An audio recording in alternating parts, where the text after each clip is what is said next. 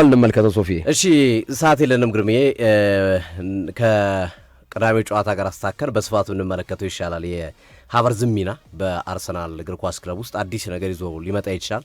ሚኬል አርቴታም ያስተላለፍ መንገዳቸውን ወደ 4-4-2 የመቀየር እድላቸው ሰፊ እንደሆነ እየተዘገበ ነው ያለው ሃቨርዝን ለማሳተፍ ሲሉ ማለት ነው።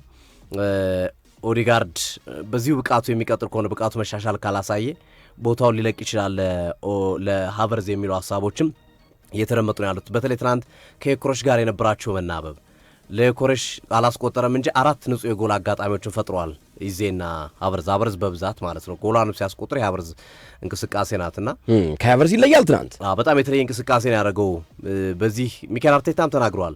በዚህ ብቃቱ የሚቀጥል ከሆነ የሁለተኛው አጋማሽ ወይም ቀጣዮቹ 4 ወራት ተጽዕኖ ፈጣሪው ተጫዋች ሃቨርዝ እንደሚሆን አስባለሁ። ለዛ ነው ትናንትም ጉዳትን ለመከላከል ተጨማሪ ጉዳት እንዳይመጣ በደንብ ፊቱን እንዲመለስን በመፈለግ ካላፊዮሪንም ሃቨርዝንም ግማሽ ላይ ቀይረን ያስወጣናቸው የሚል ሀሳባቸውን አስቀምጠዋል። አዲስ ያጫወት መንገድ እንደሚኖር የሚጠበቅ ነው የሚሆነው። በደንብ ነገ በሚኖረን ፕሮግራም ላይ ከቅዳሜው የሊድስ ጨዋታ ጋር አያይዘን ብናነሳው ይሻላል። ቁንጽል ነው የሚሆንብኝ ሀሳቤ ግርምዬ ይህን ያጫወት መንገዳቸውን።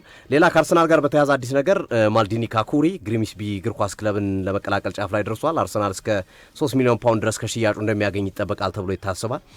ግሪምስቢ እግር ኳስ ክለብ በዚህ ውድድር ዓመት በሊግ ካፑ ማንቸስተር ዩናይትድን ከውድድር ያሰናበተው ነው።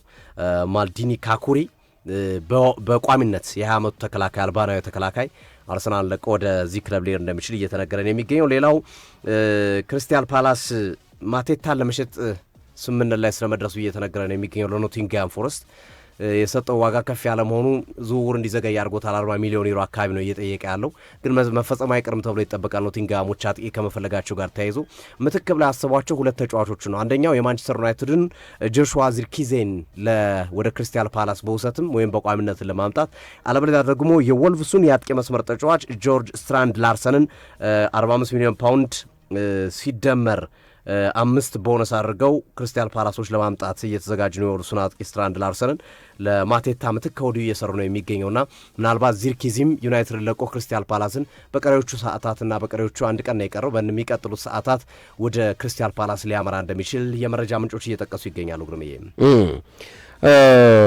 አንድ አስተያየት ሰጪ በሴኔጋልና ሞሮኮ ቅጣት ጋር ተያይዞ ዳኛው $75,000 ተቀጣ የሚል ነገር አስተያየት ሰጥቷል።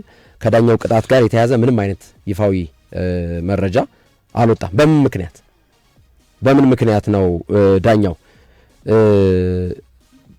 የተቀጣው የሚለው ጉዳይ በካፍ በራሱ ገጽ ላይ እስካሁን ድረስ በይፋ አልወጣም።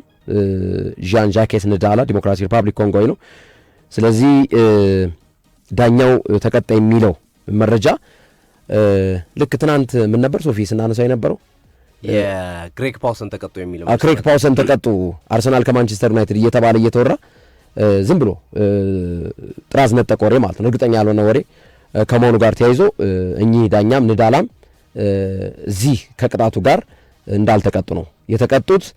ሴኔጋል $615,000 $300,000 ተጫዋቾቻቸው አንገባም በማለታቸው 300,000 ደጋፊ ወንበር በመወርወሩ $15,000 5 ቢጫ ካርድ በማየታቸው $615,000 የሴኔጋል እግር ኳስ ፌዴሬሽን። ከዛ ውጭ አሰልጣኙ ፓፔቲያው $100,000 እና 5 ጨዋታ በ2027 የአፍሪካ ዋንጫ ማጣሪያ ማለት ነው። ከ6ቱ 5ቱን የፓፔቲያው ነው። እንዲሁም 2 ተጫዋቾች ቅጣት ተጥሎባቸዋል። ኢልማን ኒዲያይና ሳር ደግሞ 2 ጨዋታዎች እንዲቀጡ ተደርጓል ማለት ነው። በሌላ በኩል የሞሮኮ እግር ኳስ ፌዴሬሽን በድጋሚ ለመግለጽ ያክል $200,000 ፎጣ በመስረቃቸው የኳስ አቀባዮቹ ማለት ነው። እንደገና $100,000 የቪዲዮ አሲስታንት ረፈሪውን ሄደው በመክበባቸው $300,000 ይሆናል ማለት ነው። $15,000 ደግሞ ሌዘር ጄት ኤድዋርድ ሜንዲ አይን ላይ በማብራታቸው $315,000 ይሆናል። የኢስማኤል ሳይባሪ እና አሽራፍ ሀኪሚ በተጫዋች የተቀጡ ናቸው። ኢስማኤል ሳይባሪ 3 ጨዋታና $100,000 እንዲሁም አሽራፍ ሀኪሚ 2 ጨዋታዎችን ቅጣት ተላልፎበታል። አጠቃላይ ከነ አሰልጣኙ ቅጣት ሴኔጋል $715,000 ከነ ተጫዋቹ ሳይባሪ $100,000 ቅጣት ሞሮኮ $415,000 በገንዘብ ተቀጥተዋል ማለት ነው። ከዚህ ውጭ ዳኛ ተቀጣ የሚል መረጃ እስካሁን የለም። ጥራዝ ነጠቅ ወሬ ወይም ዝም ብሎ ፍላጎትን ከመግለጽ ጋር ተያይዞ ነው። ክሬግ ፓውሰንም አርሰናል ዩናይትድ አልተቀጡም። ስለ ቅጣትም የተነሳ ነገር የለም።